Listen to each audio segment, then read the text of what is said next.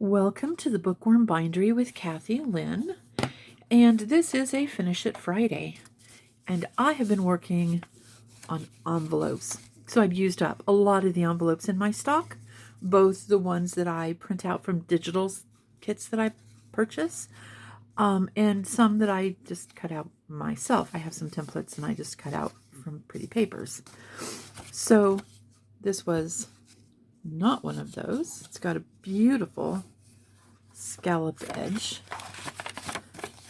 And this envelope is pretty much a standard size envelope.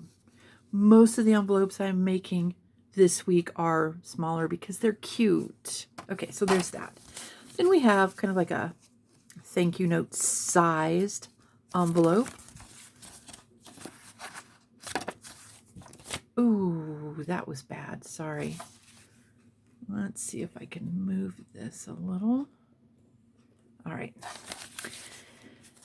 Then we have, I don't know, they get called all kinds of things. Pay envelopes, pay stub envelopes, the kind of shape of envelope you get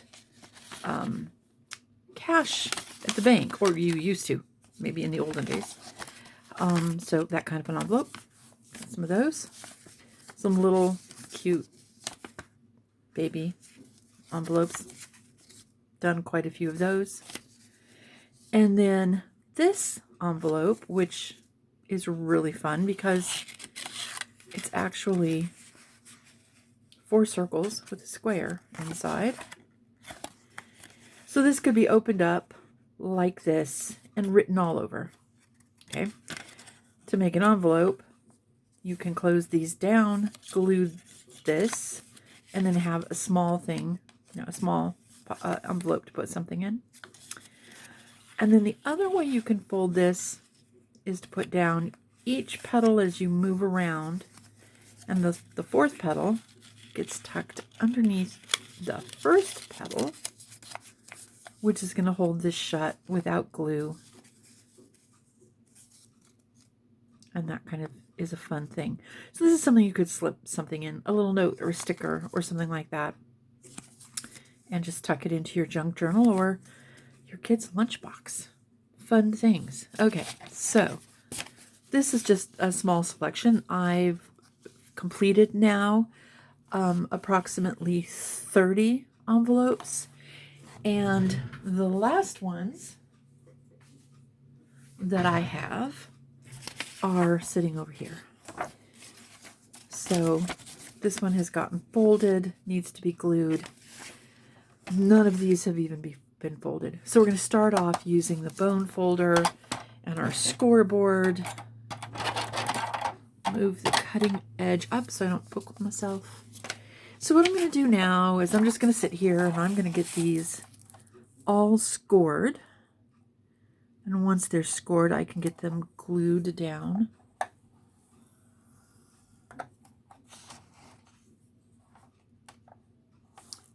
Depending what the paper I used when I printed these off, or cut them out if I didn't print them, for me this depends, or tells me how many times I have to run my bone folder along the crease. So I'm putting moderately light weight so that it doesn't actually punch through the fabric, or I mean the paper.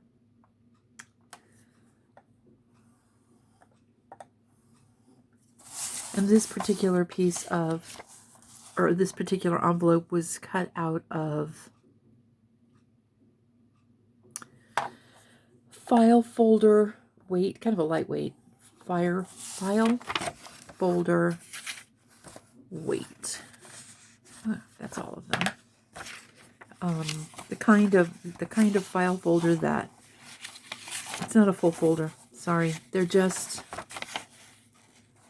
the dividers with tabs on them that you can put in ring notebooks. I got a stash of those a couple of months ago, and I just cut off the tab and run it through my printer. Now, they have holes in them because they're for ringed binders, But, okay, let's just do this really quick. Although I don't know. I always do this again just before I glue it, so I may be doing a redundancy here. Okay.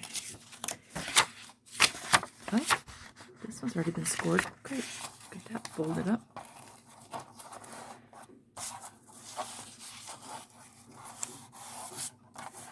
And of course you can use cardstock.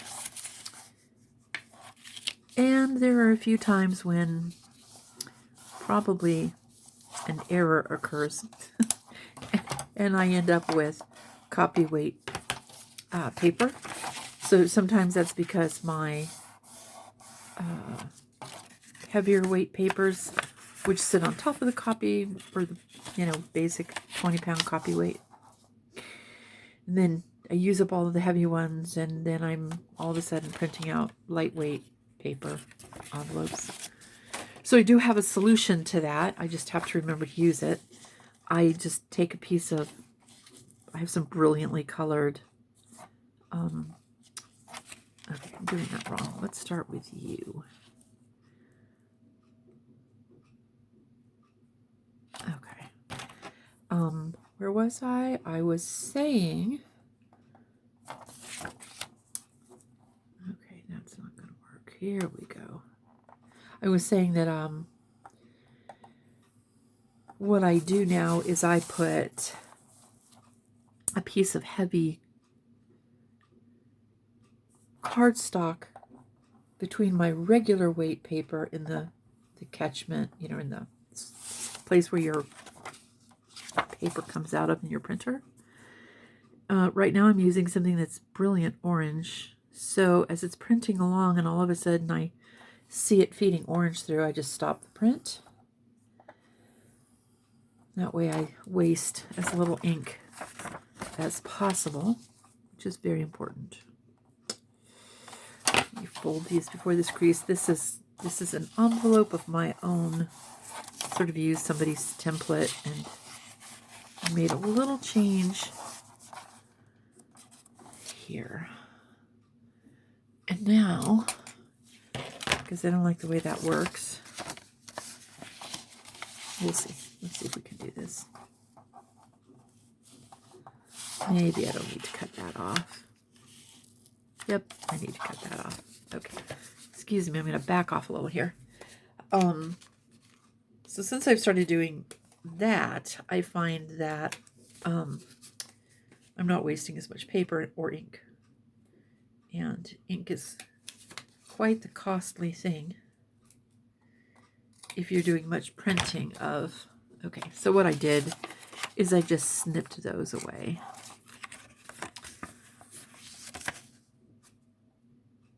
Yeah, that'll be fine.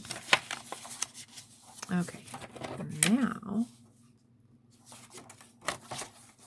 I can score this.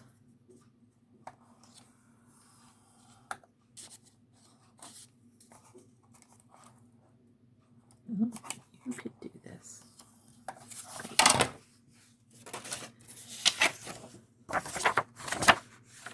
Okay.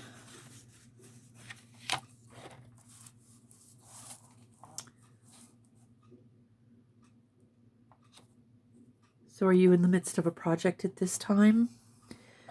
I am in the midst of working on the fairy junk journal for a client. And I had a couple of new fairy themed envelopes. So I'm not really going today well. It's morning. Not a great morning person. And I was like, oh, I need to print those out, get them ready for the fairy notebook. And then I was like, oh, I'm so low on all the rest of my envelopes. So I printed out a bunch more or cut them up out of leftover pieces of paper from whatever. And now I've been folding and gluing this week. Okay, so here we have an overlap. This is going to come up here. This will come down here, making one of these money pockets or whatever they're called.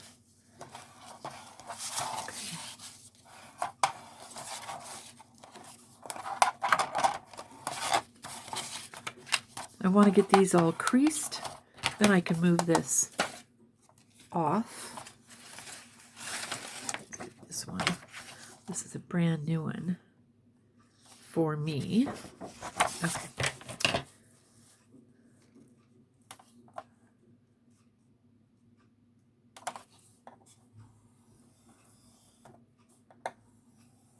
Good deal. So, sorry, back to my question.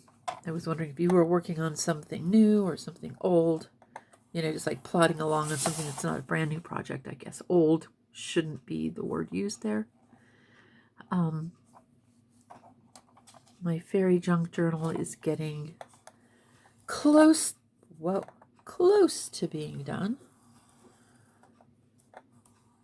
It's a process of puttering away on it.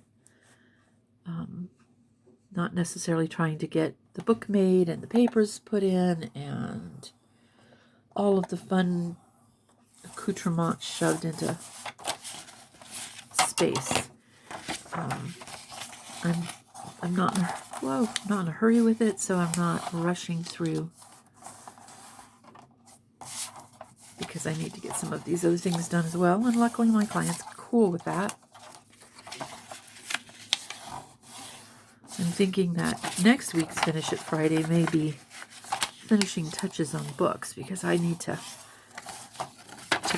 make and cover and put signatures in on about 10 books. 10 books in a week is a lot. It's more than I normally can just handle. Okay. So we'll see. So here, this is the fun design. I have it in 2 different collections and I can't find the other. Put things away, can't find them.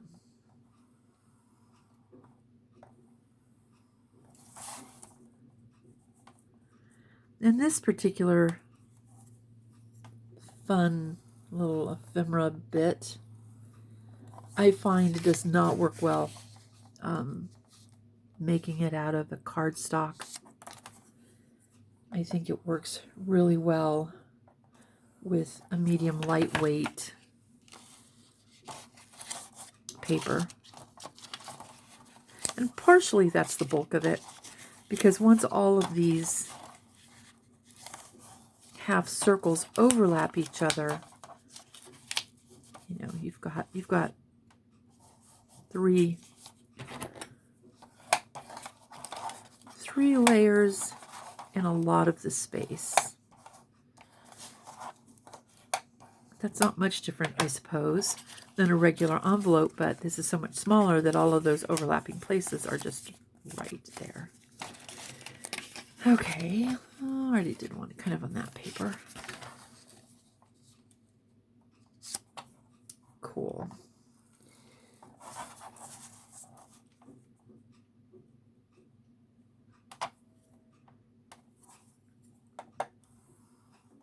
I like having weeks where I just work on ephemera stuff.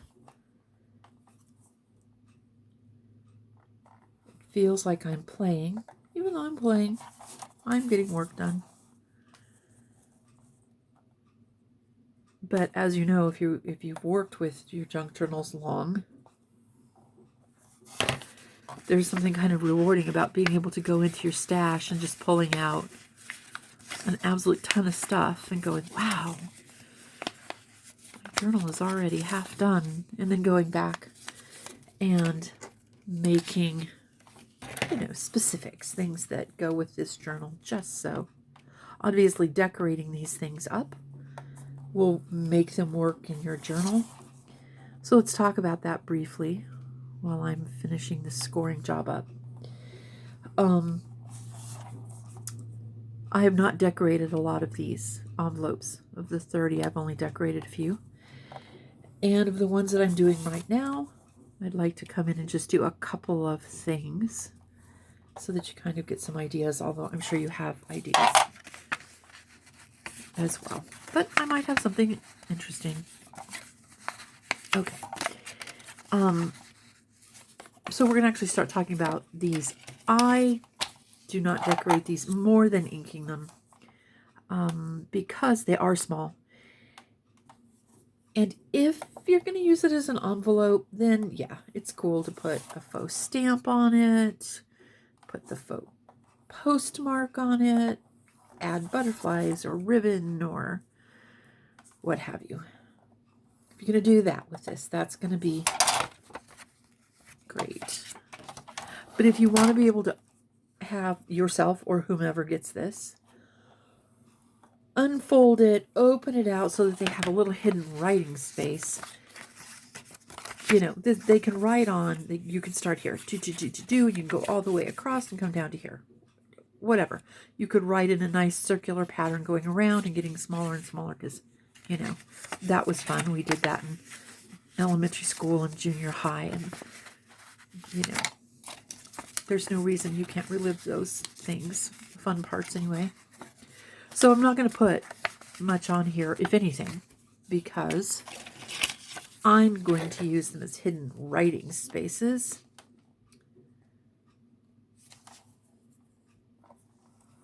So inking, yes.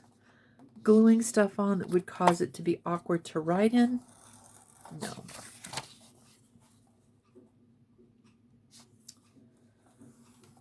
Okay.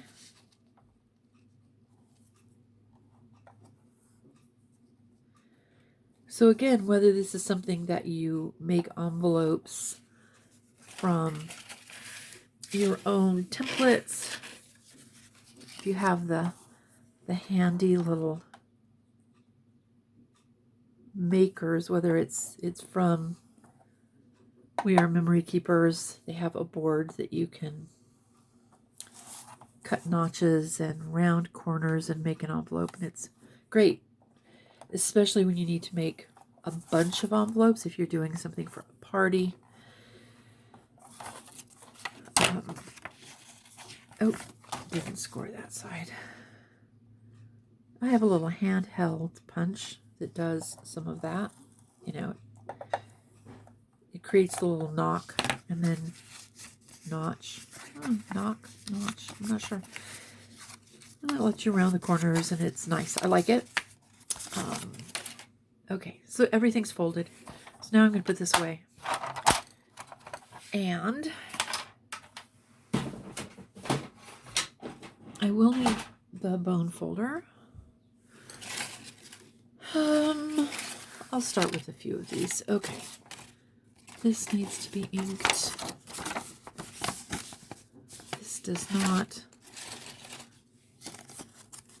I would like that to be inked. I would like that to be inked. So I'm looking at what I want to ink with brown. Oops, sorry. I smacked you there. Sorry. And let's pull this out. That needs to be inked with a turquoisey color. We'll see. Hang on. Let me look at this one.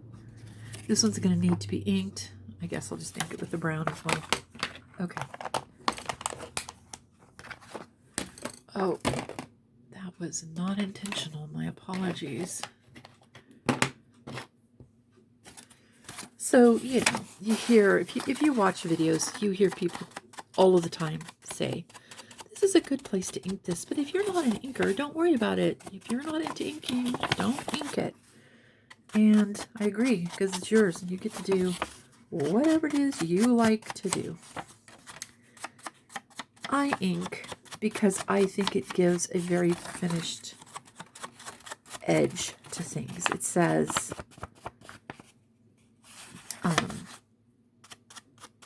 this is the way it's meant to be. That's what I get out of it. And that may not be what other people get out of it. Obviously, part of the reason that you're doing this is to dirty the edges and make things look like, you know, it's an older piece. It's been around the block. It's been delivered from Sri Lanka. I don't know. It's 100 years old. And if that's not what you need to do, then don't do it.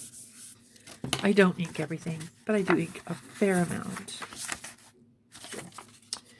Okay, so now I'm inking, not gluing yet, so that I can close up my ink.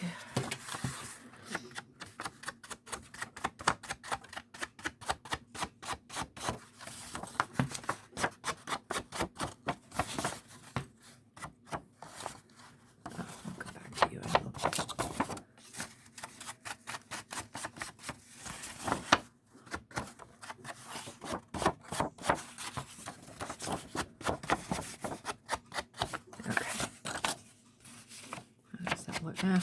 Do it on the outside as well.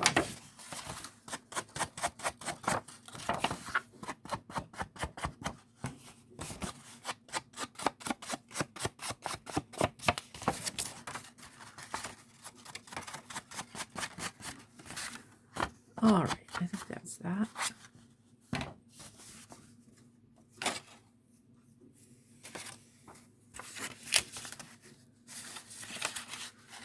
This one looks like it's gotten a bit mushed. Okay.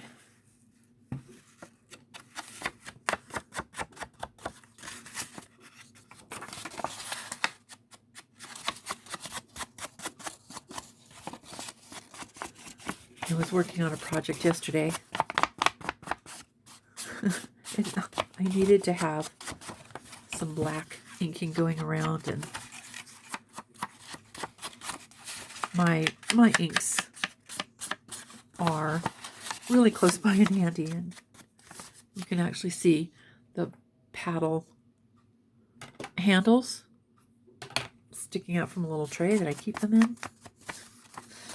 And I was like, oh, I can't reach all the way across the desk to pick up the ink, so I just took a magic marker and drew it around the edge of the whatever it was I was working on. Now I don't even remember. So if you're like, oh no, I don't have anything to ink with, if you have a magic marker, if you have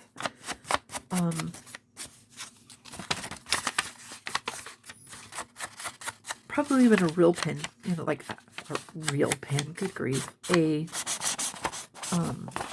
just a ballpoint pen or a gel pen, you could still draw a little bit of a line around the edge. But a Sharpie or a kid's art pen, you know, felt tip pen will work really well. Okay, let's see, how far does this come up? Okay. So this is just inking in a little bit so that there is not stark white here when you open that up. So not a lot, just a little bit. Just softens the eye there. Okay.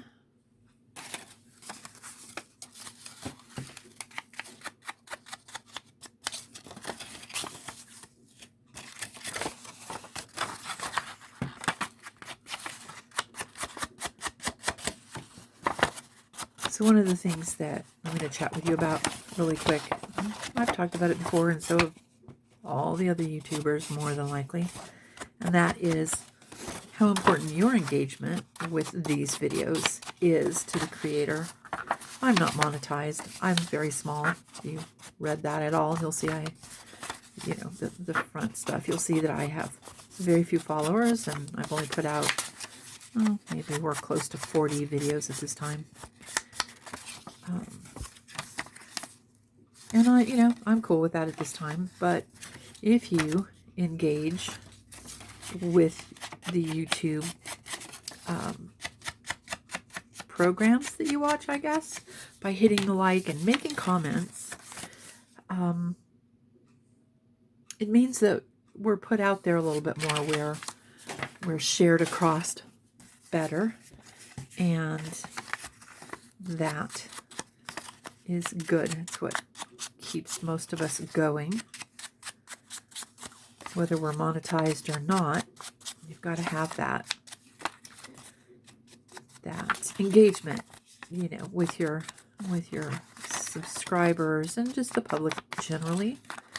It is very easy to watch and just keep going when you're using YouTube as a background or waiting for an appointment type of a thing, right? But the comments, and that's something you can always come back to later if you don't have time to leave a comment or it's not safe because maybe you're listening while you're driving. You just don't stop and text. That's a no-no, as I'm sure we all know. But yeah, so ask a question, leave a comment, leave a suggestion, say hi. Not just with me, with anybody that you actually are like, I watch this person periodically, or I watch this person all the time. Make sure that YouTube itself knows that.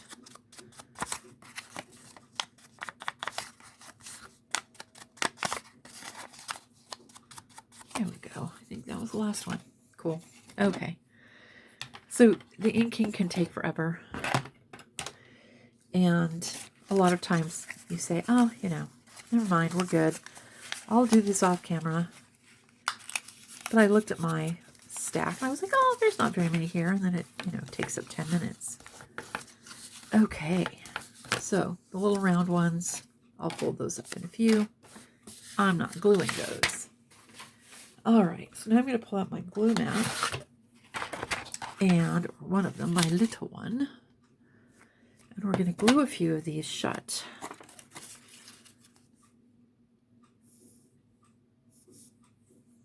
Okay.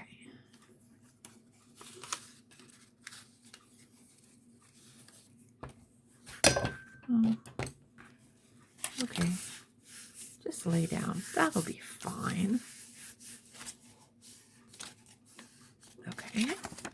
Then I like to come back in and just run my bone folder down to make sure that the glue has not... Oh, I should bring this more here so you can see it. Like a little done. Whoa. Sorry about that one. Okay.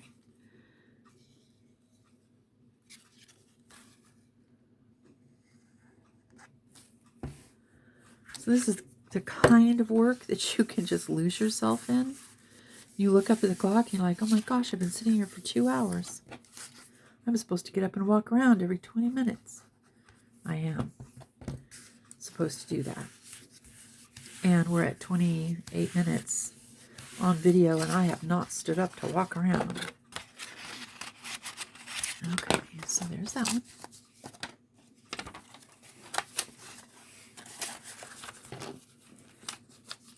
Are you bad about that too? Do you have a tendency to just sit in your chair and not necessarily get up and walk around? Okay. I get so caught up in what I'm doing, I'm not even aware of a great deal of passage of time. So trying to be a little bit more mindful along those ways is, well, an interesting issue, problem. I'm not good at it.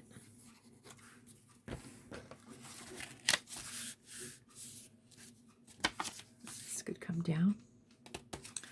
This one, I feel like if you weren't putting it through the mail, you could have not glued these down, but maybe even snipped them off, and then just folded this up, folded this down, put a sealing wax, or put a little sticker thing, like the little Velcro, self-adhesive Velcro strips. Because then you can just pop that open, and you could open this out and have a nice writing space for a letter written in your actual envelope. So maybe along these lines. This one does not instill that thought, but within these lines, you could just fold this down, put this here, put a closure on it, and then open that up and have writing space. Something like that. Okay, how high do these go? Not far. I'm just going to put the glue on this edge then.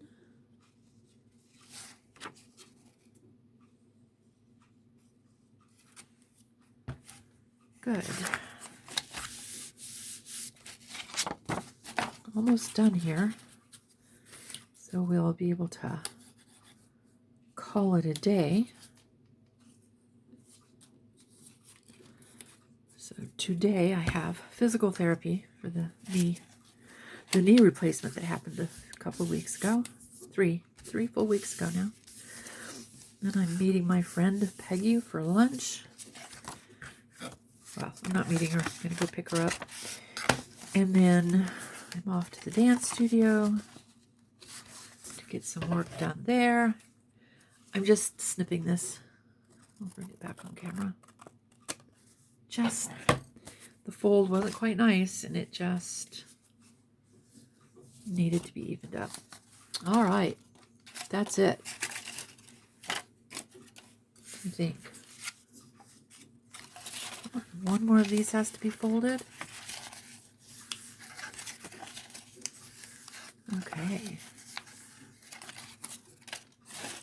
So if you have an envelope that you want to make it look like you're going to be sending this, you can put a stamp up here. You can hand draw if you don't have a stamp to do the postmark. And you could put a little, yeah, let's see if I've got one here. Okay, here we have a little nameplate could be put here for address. I think it should be wider than this one. Put up here for the return address. Let's see if I have any others. Sorry, I'm playing in this little odds and ends catchment.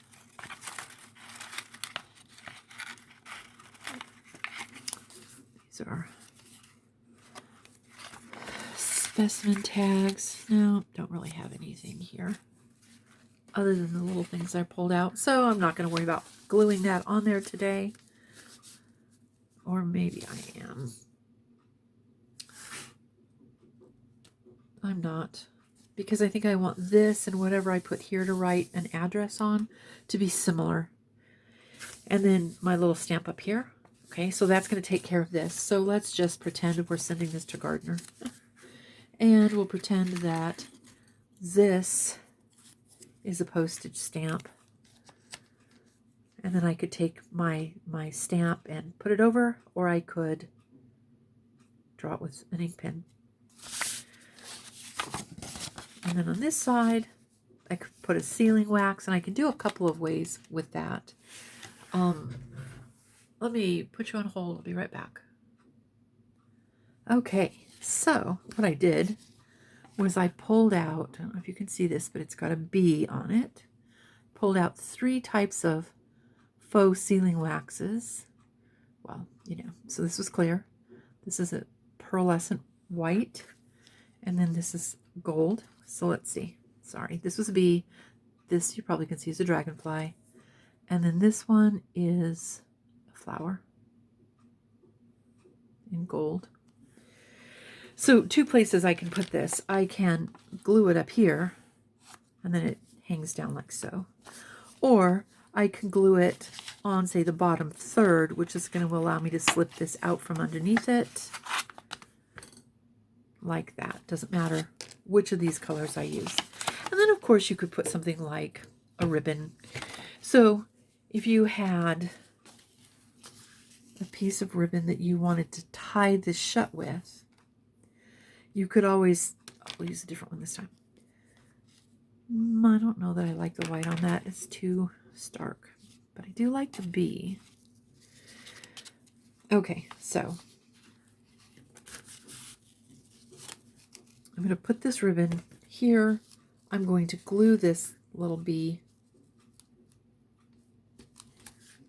here. And that's going to keep the ribbon on. And then once you are done with that, when you turn it over, now you can take this ribbon and you could tie it shut. You could certainly do the ribbon without having it attached, so that's completely up to you as well. Let me just cut a piece of this off.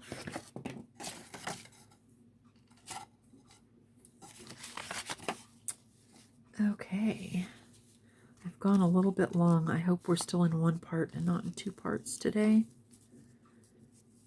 So here's that.